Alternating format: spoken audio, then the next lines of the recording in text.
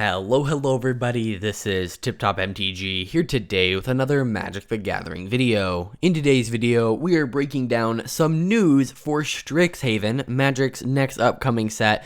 Mark Rosewater, one of the lead designers, has kind of revealed some hints, and he does this now for every set where he'll give you like a little bit of information, but not the whole card. So he might give you a little snippet of text or say that there's a white card that lets you draw 3 cards, and he gives that to us about a week out from when spoilers start. So spoilers will be starting in about a week, and I will be covering those.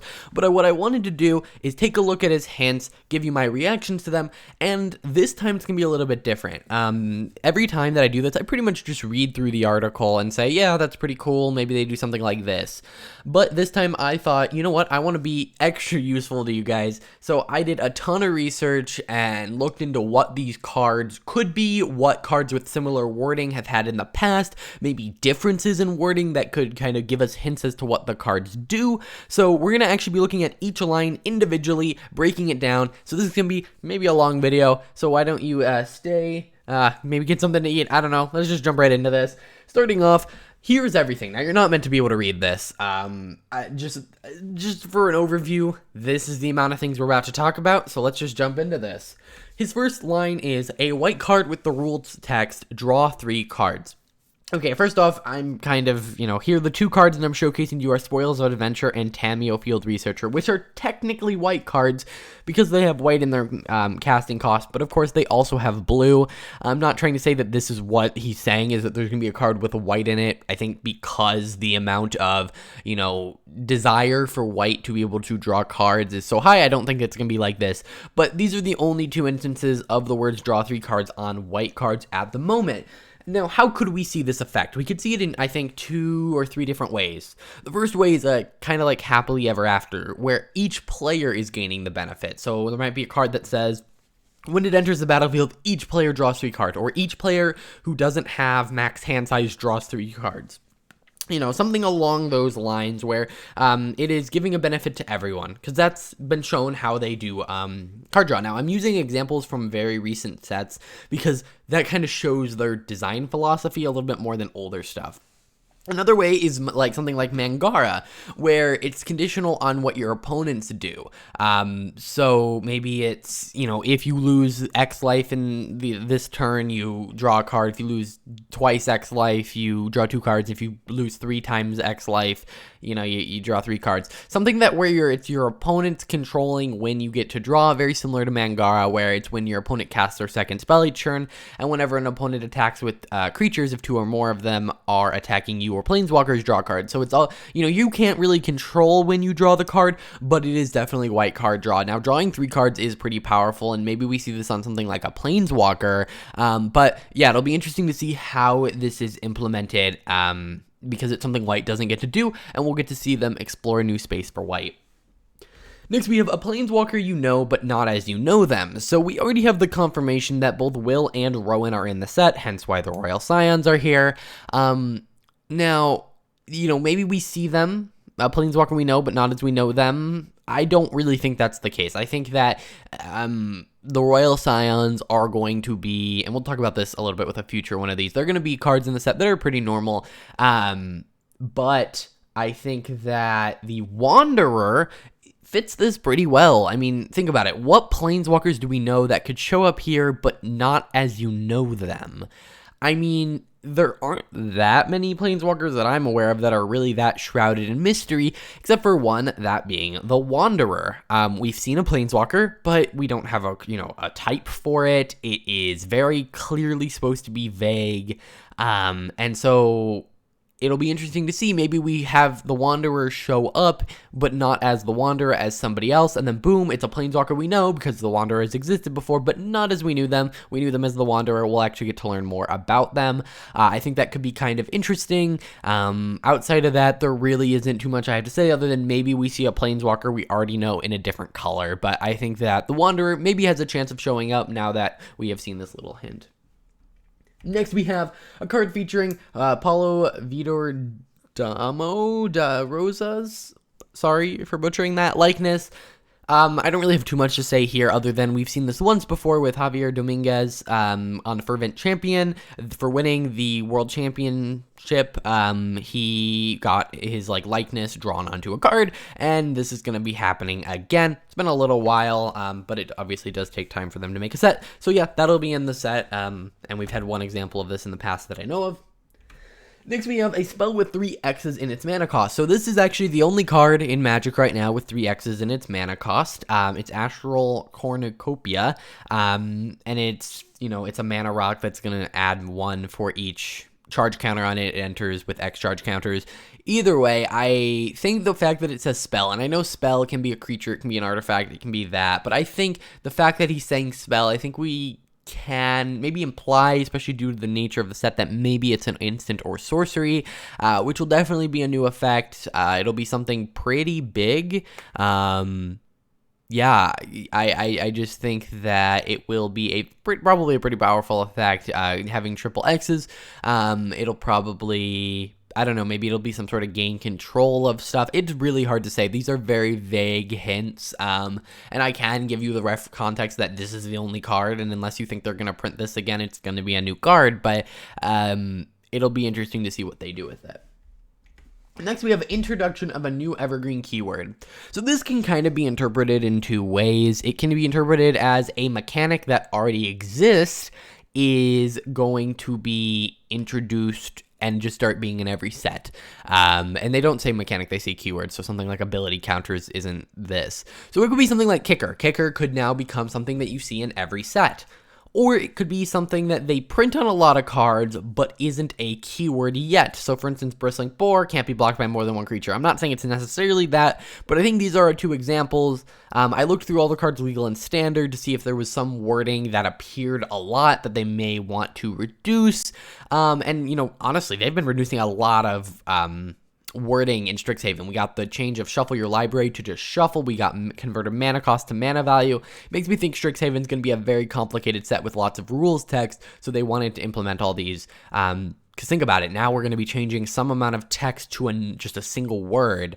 So they are really reducing the amount of text in Strixhaven, and I wouldn't be surprised if that's because it's a more complex set. The one thing that I really saw was enters the battlefield tapped on things like Breda Guard Stronghold and lands and creatures, and there's a lot of things that enter the battlefield tapped, and maybe we see a mechanic for that, or a keyword for that. I'm not sure. It's something that appears a lot. We'll really just have to wait and see. But if I were to put my money on it, I would say that it is going to be something that appears a lot on cards, but doesn't have a mechanic for it yet. So yeah. Next, we have a red sorcery that you can have as many copies in your deck as you want. So currently there are 4 cards that let you have as many copies of them in your deck as you want. That's Persistent Petitioners, Shadowborn Apostle, Relentless Rats, and Rat Colony. All of these are, decks that cards that have decks completely built around them, but you'll notice 2 things. First off, it's never been in red. The only time we've had something similar to this is 7 Dwarves, but that only allowed you to have 7 of them in your deck. And we've also never had it be not a creature, so it'll be interesting to see. Each of these cards cares about the number of other cards named itself, so maybe it's a sorcery or a red spell that deals damage equal to the number of times you cast the spell with that name, or maybe in your graveyard or something. But it'll be interesting to see because it's new for red and it's new for not being a creature, so it'll be interesting to see. And if we follow, kind of the stereotypical pattern of it, it will be something that cares about the number of them in your graveyard or in your hand or in your library or something. Next, we have a future shifted card appearing for the first time in a premier set other than Future Sight. First off, premier set means standard set. They just don't want to say that because they want people to think it's for other formats too, which it is, but it's a standard set. So I went through and I just picked 4 that maybe made sense for the set. So something like Yix-Lid Jailer is a wizard, and it makes cards in graveyards lose all abilities, which could be nice against fighting things like Kroxa and Standard, stuff like that. There are some more interesting ones, and because this is going to be a more complex set, because generally this set of the year is the most complex, we have things like Spellweaver Volute and Shapeshifter's Marrow, which are kind of like morphing cards. Like Spellweaver Volute basically lets you start casting things from your graveyard, and it bounces around and enchants cards in your graveyard.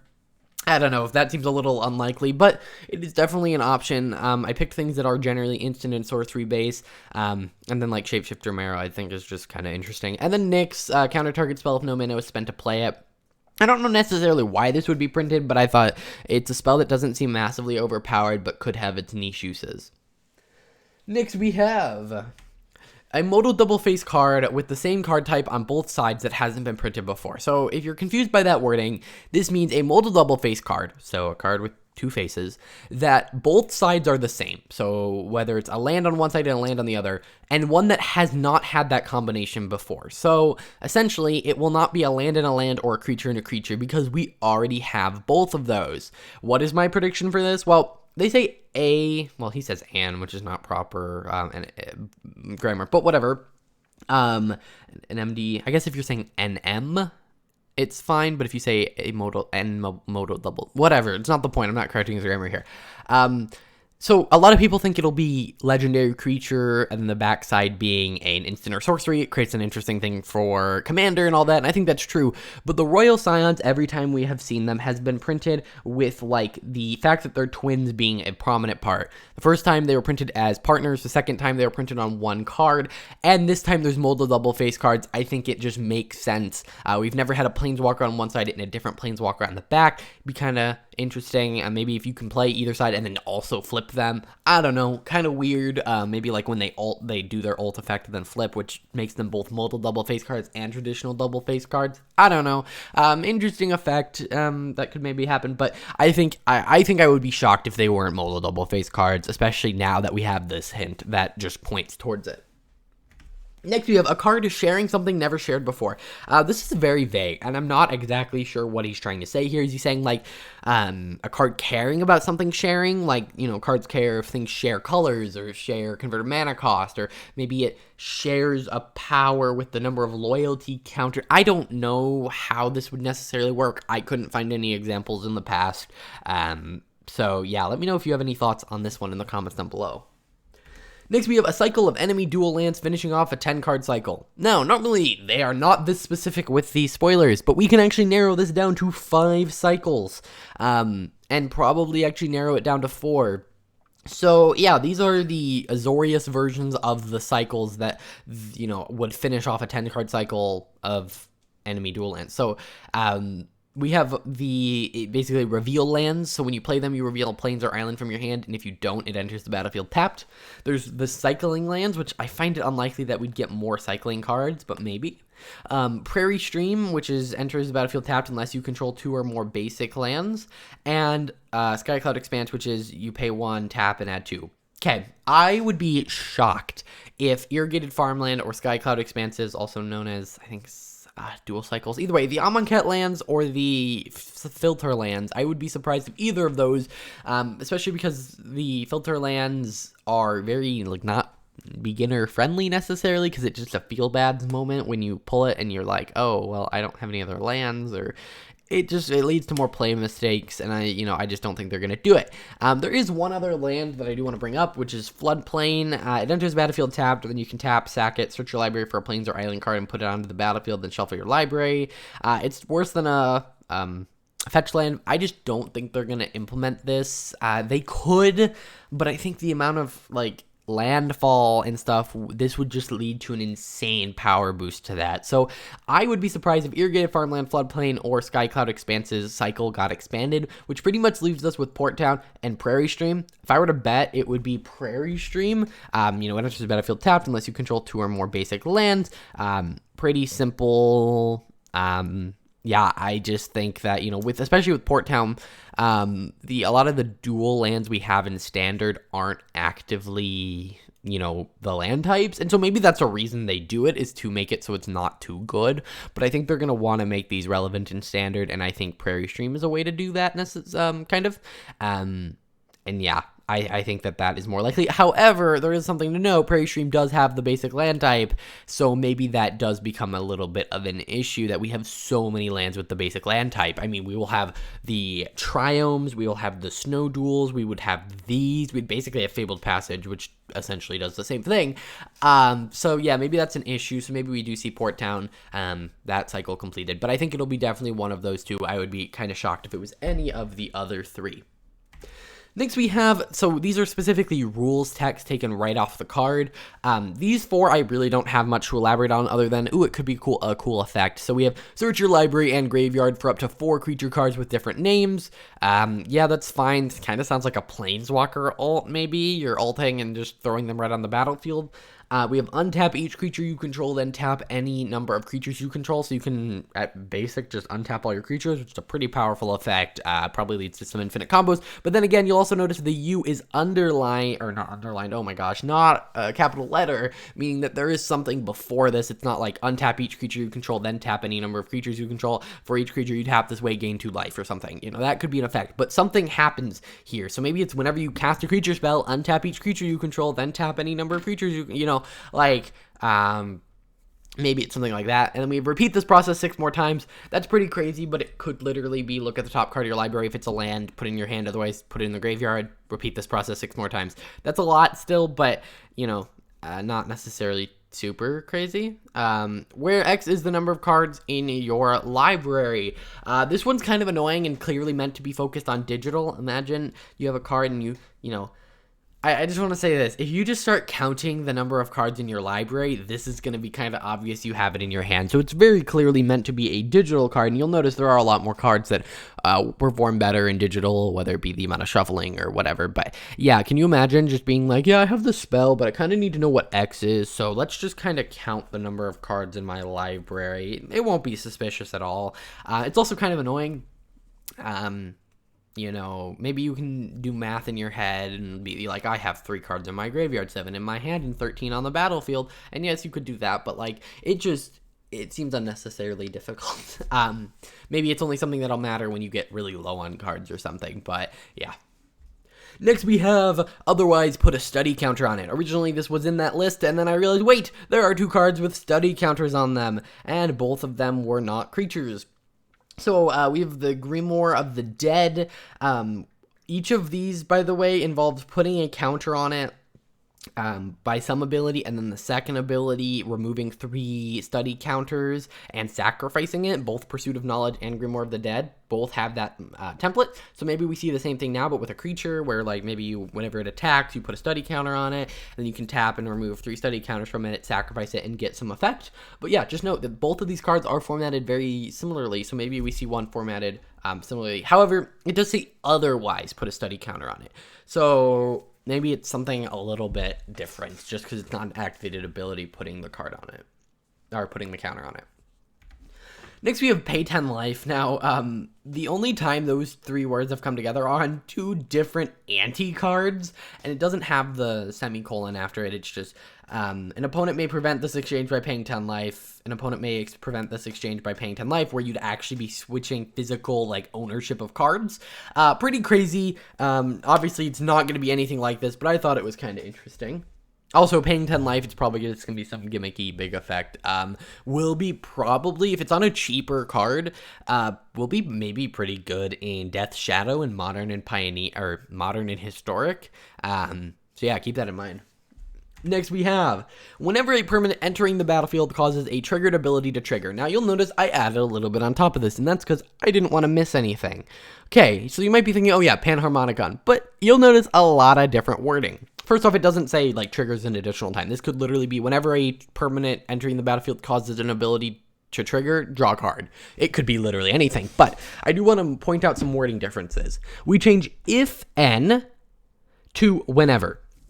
Okay, so that makes me automatically think it's not duplicating triggers. It's going to be doing a separate effect. But then we also, compared to Panharmonicon, we have permanent compared to an artifact or creature. Yarick over here does have permanent, so that's just a little thing. But entering the battlefield causes a triggered ability to trigger. You'll notice both Yarick and Panharmonicon here say of a permanent you control. So this is also going to do stuff when your opponents permanents. And it's also not a permanent you control entering the battlefield. So if your opponent plays, say it's a draw card. If your opponent has a card that whenever a creature enters the battlefield, you gain 1 life. Now, whenever any creature enters the battlefield, you draw a card because, you know, it's causing an ability to trigger. So I think it'll be really interesting to see what this does. It's interesting that it's not asymmetrical, that it applies to both your permanents and like any permanent entering the battlefield. And then also, any permanent entering the battlefield and any source of an ability triggering.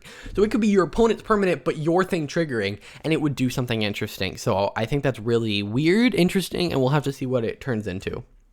Next, we have pest, bats, insects, snakes, and spiders. There's 1 pest in Magic's history. Technically, there are more, and that's why there's a changeling over there. But yeah, we technically already have pests in standard. But yeah, we've only ever seen it once. It's very clearly just like bugs. It's trying to say, hey, you have like protection from bugs or something. But yeah, interestingly, we have had a pest in the past. And then we have each mode must target a different player. This text is exactly on 1 card, and it's this one. Whenever it dies, each mode, choose 1 or more. Each mode must target a different player. So if you're in multiplayer, you get more effect off of it. I expect a very similar effect, maybe one that when it ETBs, or maybe even a direct reprint of this, just because it is a zombie wizard and we are visiting a wizard plane. Next, we have whenever an opponent activates an ability that isn't a mana ability. So we've seen this kind of on other cards. So you'll notice Harsh Mentor and Runic Armasaur both say whenever an opponent activates an ability of a, and Harsh Mentor says artifact, creature, or land, and Runic Armasaur says creature or land, and both say isn't a mana ability. That's kind of cool. But this says just activates an ability. And you might be wondering, why is this so relevant? Well, this means it works for artifacts, creatures, enchantment, lands, and the big one, planeswalkers. I don't think we've ever had a card like this that targets planeswalkers. So you maybe have a card now that says whenever an opponent activates an ability that isn't a mana ability, they lose 2 life. Now you can actually start punishing your opponent for using their planeswalkers. Kind of an interesting new effect, but on something that we've seen like similar abilities of. And then lastly, we have a bunch of creature types. I really don't have anything to say here. Yeah, like looking through it, it's not even that crazy. The biggest thing here is which has appeared on 3 cards, one of them being an uncard. But other than that, everything looks pretty basic here. Either way, guys, that's going to do it for this video. I know it's been a long one, but I really wanted to break down every little detail. If you enjoyed, hit that like button, subscribe to stay up to date with everything Magic the Gathering. Let me know all your thoughts on this in the comments down below. I will see you in the next one. Bye.